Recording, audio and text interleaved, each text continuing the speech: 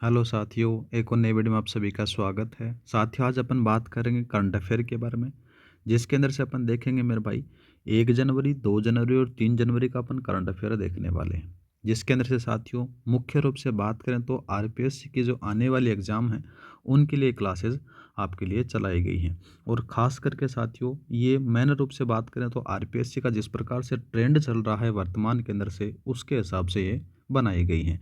और सारी क्लासों के अंदर अपन चर्चा करेंगे मेरे भाई, जिस हिसाब से आरपीएससी सवाल पूछ रही है वैसे के वैसे अपन टॉप एमसीक्यूज अपन देखने वाले हैं।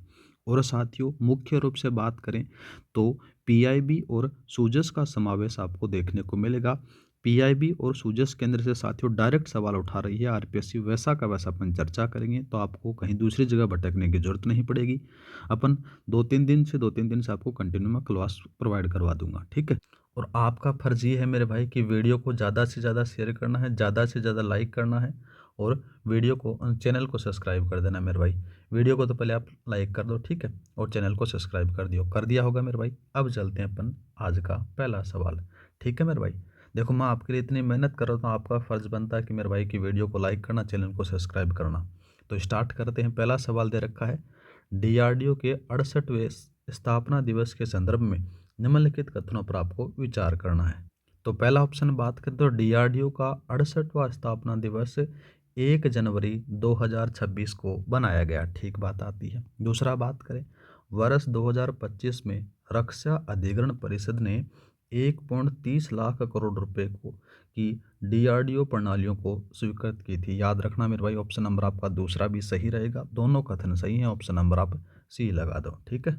नेक्स्ट बात करते हैं, इम्पोर्टेंट लगा लेना मेरे भाई, इस सवाल को आपके एग्जाम में कोई ना कोई ज़रूर छपेगा, ठीक है। तो सवाल दे रखा है कि भारतीय वायुसेना में हाल ही में हुई नियुक्तियों की सही मिलान करना है। अच्छा सवाल दे रखा है। पहला बात करते हैं तेजेंद्र सिंह। तो साथियों तेजेंद्र सिंह को क्या बनाया गया है, याद रखना दक्षिणी पश्चिमी वायु कमान के चीफ बनाया गया है इनको, तो यहाँ पर से इसमें मैच करवा दो। दूसरा बात करें, सीथेपल्ली श्रीनिवास को क्या बनाया गया है मेरे भाई, उनके बारे में बात करें तो याद रखना इनको बनाया गया है प्रशिक्षण कमान के air officer commanding in chief बनाया गया है, तो ये याद रखना। एक बचता है मेरे भाई, नागेश कपूर को साथियों वायुसेना के उपाध्यक्ष बनाया गया, ये इसमें मैच करवा दो, तो आपका ऑप्शन नंबर ए सही रहेगा। नेक्स्ट बात करते हैं मेरे भाई। नेक्स्ट सवाल इंपॉर्टेंट नहीं, वेरी वेरी इंपॉर्टेंट लगा लो इसको, ठीक है। वेरी वेरी इंपॉर्टेंट लगा लो, आपके एग्जाम में जरूर पूछा जाएगा। पूछा गया है कि निर्यात संवर्धन मिशन के तहत एमएसएमई की शुरू की गई पहलों के बारे में कौन सा कथन सत्य है, वो आपसे पूछा गया है। पहला बात करते हैं तो निर्यात ऋण पर 2.75% ब्याज सब्सिडी प्रदान की जाएगी, बात सही है। दूसरा बात करते हैं, सूक्ष्म एवं लघु निर्यातकों के लिए 85% तक की गारंटी कवरेज दी जाएगी, ये बात भी सही है। दूसरा बात करें, मध्यम निर्यातकों के लिए 65% तक की गारंटी कवरेज होगी, ये बात भी सही है। दूसरा बात करें, इस मिशन के तहत 2025 से 2030 तक साथियों 25,060 करोड़ रुपए का बजट आवंटित किया गया है, ये बात भी सही है। चारों कथन सही हैं, ऑप्शन नंबर आप डी लगा दो मेरे भाई, ठीक है। नेक्स्ट बात करते हैं। नेक्स्ट सवाल दे रखा है कि रामनाथ गोयनका साहित्य सम्मान के विजेताओं के संबंध में निम्नलिखित युग्मों पर विचार करना है। पहला बात करते हैं तो चंद्रशेखर काबरा। चंद्रशेखर काबरा को मेरे भाई क्या मिला है, याद रखना इनको मिला है लाइफ टाइम अचीवमेंट अवार्ड मिला है, ठीक बात आती है। दूसरा बात करें, सुबी तांबा को सर्वश्रेष्ठ फिक्शन पुरस्कार मिला है, ये बात भी सही है। नेक्स्ट बात करें, नेहा दीक्षित को यहाँ पर से बता रखा कि सर्वश्रेष्ठ नॉन फिक्शन पुरस्कार मिला है, ये बात साथियों गलत आती है। गलत क्यों आती है मेरे भाई, सर्वश्रेष्ठ नॉन फिक्शन का जो पुरस्कार है वो किसको मिला है, याद रखना मेरे भाई, नाम आता है नाम आता है मेरे भाई, उसका क्या नाम आता है, शुभांशी। क्या नाम आता है मेरे भाई, शुभांशी चतुर्वेदी या फिर सॉरी चक्रवर्ती को मिला है, ठीक है। नेहा दीक्षित को कौन सा मिला है फिर, ये भी याद रखना, सर्वश्रेष्ठ कौन सा मिला है मेरे भाई, सर्वश्रेष्ठ डेब्यू पुरस्कार मिला है इनको, ठीक, डेब्यू पुरस्कार इनको मिला है, ये थोड़ा सा याद रखना है। तो यहाँ पर से पहला सही है, दूसरा सही है, तीसरा गलत है, तो ऑप्शन नंबर आप बी लगा दो मेरे भाई। नेक्स्ट बात करते हैं। नेक्स्ट सवाल दे रखा है 5 का, देखो सवाल दे रखा है कि राष्ट्रीय वस्त्र मंत्री सम्मेलन के संदर्भ में निम्नलिखित जानकारी पर विचार करना है। ठीक है मेरे भाई, तो सबसे पहले बात करें तो आयोजन की तिथि होती है 8 से 9 जनवरी। ठीक है, स्थान गुवाहाटी आ जाता है। थीम क्या थी? भारत का वस्त्र उद्योग, विकास, विरासत और नयोमनस का संगम आपको देखने को मिलेगा। तो ये बात भी सही है, ये भी सही है और ये भी सही है, तीनों कथन आपको सही देखने को मिलेंगे। ऑप्शन नंबर आप सी लगा दो मेरे भाई। नेक्स्ट बात करते हैं। नेक्स्ट सवाल दे रखा है कि भगवान बुद्ध के पवित्र अवशेषों की प्रदर्शनी के संबंध में क्या सही है, वो आपसे पूछा गया है। तो पहला बात करते हैं, यह प्रदर्शनी वाराणसी में आयोजित हुई थी। बात गलत आती है मेरे भाई, ये वाराणसी में नहीं होती है, याद रखना मेरे भाई। नई दिल्ली के राय पिथौरा सांस्कृतिक परिसर में होती है, याद रखना है। कहाँ पर से होती है मेरे भाई? यहाँ पर से बात करें तो याद रखना, नई दिल्ली, नई दिल्ली के राय पिथौरा, राय पिथौरा सांस्कृतिक परिसर में होती है। ठीक है, सांस्कृतिक परिसर में होती है। पहली बात तो ये आ गई। दूसरा बात करें, इसका शीर्षक प्रकाश और कमल, ज्ञान प्राप्त व्यक्ति के अवशेष था। यह बात सही है मेरे भाई। दूसरा बात करें, इसका उद्घाटन राष्ट्रपति द्वारा किया गया। बात गलत आती है मेरे भाई, राष्ट्रपति के द्वारा नहीं किया जाता है। किसके द्वारा किया जाता है? तो याद रखना, ये प्रधानमंत्री नरेंद्र मोदी के द्वारा किया जाता है। ठीक है, मोदी के द्वारा किया जाता है। दूसरा बात करें, ये अवशेष सांची से लाए गए थे। ये बात भी गलत आती है मेरे भाई, सांची से नहीं लाए गए थे। कहाँ से लाए गए थे? याद रखना, पीपर हवा से लाए गए थे। पीपर हवा के पवित्र अवशेष माने जाते हैं। यहाँ पर से वहाँ से लाए गए थे, तो यहाँ पर से ऑप्शन नंबर आप बी लगा देना। नेक्स्ट बात करते हैं। नेक्स्ट सवाल दे रखा है कि उच्च न्यायालयों के मुख्य न्यायाधीशों की नियुक्ति का मिलान करना अपने को। पहला बात करते हैं, रेवती प्रशांत मोहिते डेरे, ये साथियों झारखंड हाई कोर्ट के हैं। तो यहाँ पर से इसको एक में, यहाँ पर से नहीं, मेघालय के हैं मेरे भाई। ये कौन आते हैं? यहाँ पर से आपको मेघालय को देखने को, तो इसमें इसको मिला दो। दूसरा बात करते हैं, संगम कुमार साहू, तो संगम कुमार साहू मेरे भाई पटना हाई कोर्ट के हैं, इसको मैच करवा दो। महेश सरचंदर सोनक, ये साथियों झारखंड के हैं, तो इसमें से मैच करवा दो। तो आपका ऑप्शन नंबर ए सही रहेगा। इंपॉर्टेंट है, याद रखना है। ठीक है, नेक्स्ट बात करते हैं। नेक्स्ट सवाल दे रखा है कि 72वें राष्ट्रीय वॉलीबॉल टूर्नामेंट के बारे में निम्नलिखित कथनों में से कौन सा गलत है, वो आपसे पूछा गया है। तो पहला बात करते हैं, इसका आयोजन वाराणसी में किया गया। बात सही है। दूसरा बात करें, यह 4 से लेकर 11 जनवरी के बीच आयोजित हुआ। यह बात भी सही है। दूसरा बात करें, इसमें से 100 से अधिक टीमों ने भाग लिया। ये बात साथियों गलत आती है। कितने टीमों ने भाग लिया मेरे भाई? यहाँ पर से 58 टीमों ने भाग लिया। कितने टीम? 58 टीमों ने भाग लिया था, याद रखना। जिसके अंदर से साथियों 1000 से अधिक खिलाड़ी हैं, वो भाग लेते हैं। ठीक है, ये खिलाड़ियों की संख्या है, ऊपर है ये टीम की संख्या जाती है, तो यह आपका असत्य आ जाता है। दूसरा बात करते हैं, यह संपूर्णानंद स्पोर्ट स्टेडियम में खेला गया था। ये बात भी सही है। ठीक है, नेक्स्ट बात करते हैं। नेक्स्ट सवाल दे रखा है कि डीआरडीओ के व्यापारिक अनुबंधों के संबंध में निम्नलिखित पर विचार करना है। ठीक है, पहला बात करते हैं, डीआरडीओ ने 26,000 करोड़ रुपए के अधिग्रहण के लिए 11 अनुबंधों पर हस्ताक्षर किए। बात सही है। दूसरा बात करते हैं, ये अनुबंध डीआरडीओ ने अपने भागीदारियों के लिए साथ किए। ये बात भी सही है। पहला दूसरा दोनों कथन सही है। ऑप्शन नंबर आप सी लगा दो मेरे भाई। नेक्स्ट बात करते हैं फिर। नेक्स्ट सवाल दे रखा कि सिद्ध दिवस समारोह के संबंध में निम्नलिखित में से कौन सा तथ्य सही है, वो पूछा गया है। पहला बात करते हैं, यह नौवा सिद्ध दिवस समारोह था। ठीक बात आती है मेरे भाई, नौवा था। इसका आयोजन 6 जनवरी को चेन्नई में किया गया। ये बात भी सही है। तो आपका ऑप्शन नंबर सी सही रहेगा। नेक्स्ट बात करते हैं।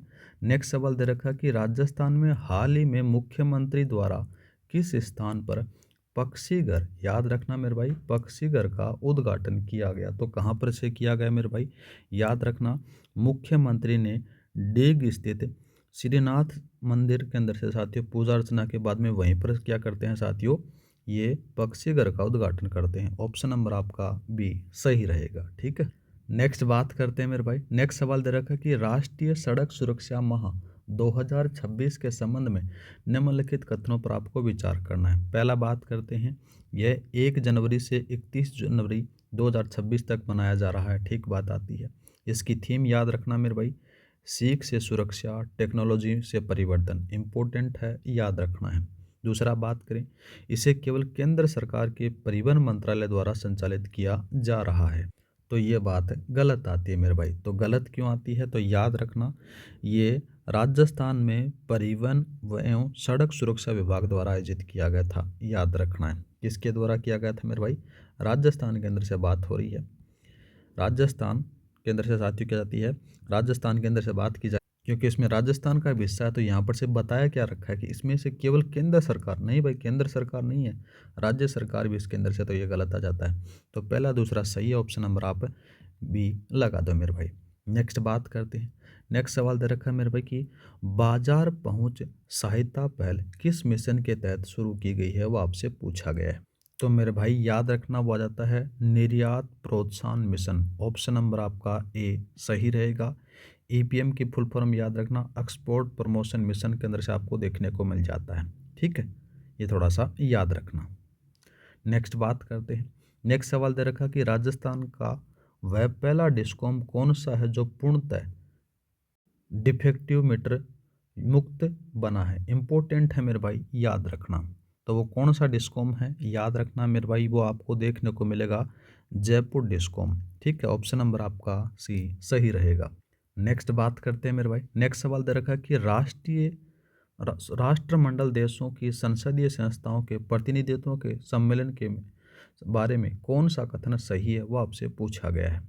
पहला बात करें, यह सम्मेलन वार्षिक रूप से आयोजित किया जाता है। बात गलत आती है मेरे भाई, ये वार्षिक नहीं होता मेरे भाई, द्विवार्षिक होता है। द्विवार्षिक मतलब के साथियों 2 साल में एक बार होता है, याद रखना है, द्विवार्षिक है। तो ये बात गलत आती है। दूसरा बात करें, 2026 का सम्मेलन नई दिल्ली में 14 से 16 जनवरी तक आयोजित होगा, ये बात सही है। दूसरा बात करें, दूसरा दे रखा है मेरे भाई, इससे पहले भारत में यह सम्मेलन 2010 में होता, ये बात भी सही है।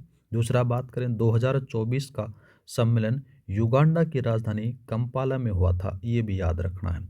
ठीक है, तो दूसरा, तीसरा और चौथा ऑप्शन नंबर आप बी लगा दो। नेक्स्ट बात करते हैं।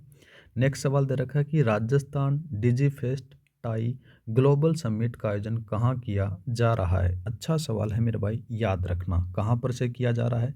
तो ये साथियों 4 से लेकर 6 जनवरी 2024 तक साथियों जयपुर के अंदर से JEC में आयोजित किया जा रहा है। तो यहाँ पर से याद रखना मेरे भाई, ऑप्शन नंबर आपका सी सही रहेगा। कब से कब तक, 4 से लेकर 6 जनवरी तक याद रखना है। ठीक है, और कहाँ पर से ये भी याद रखना, JECC के अंदर से आयोजित हो रहा है। ठीक है, नेक्स्ट बात करते हैं। नेक्स्ट सवाल दे रखा कि Rajasthan global capability centre GCC नीति 2030 के लक्ष्यों के संबंध में सही कूट का चयन करना है। पहला बात करते हैं कि 200 से अधिक GCC स्थापित करना है, ठीक बात आती है। दूसरा बात करें, 1.5 लाख लोगों को रोजगार देना, ये बात भी सही है। दूसरा बात करें, जयपुर, जोधपुर और उदयपुर को साथियों GCC हब बनाना है, ये बात भी सही है। तीनों कथन सही है, ऑप्शन नंबर आप डी लगा दो मेरे भाई। अच्छा सवाल है ना।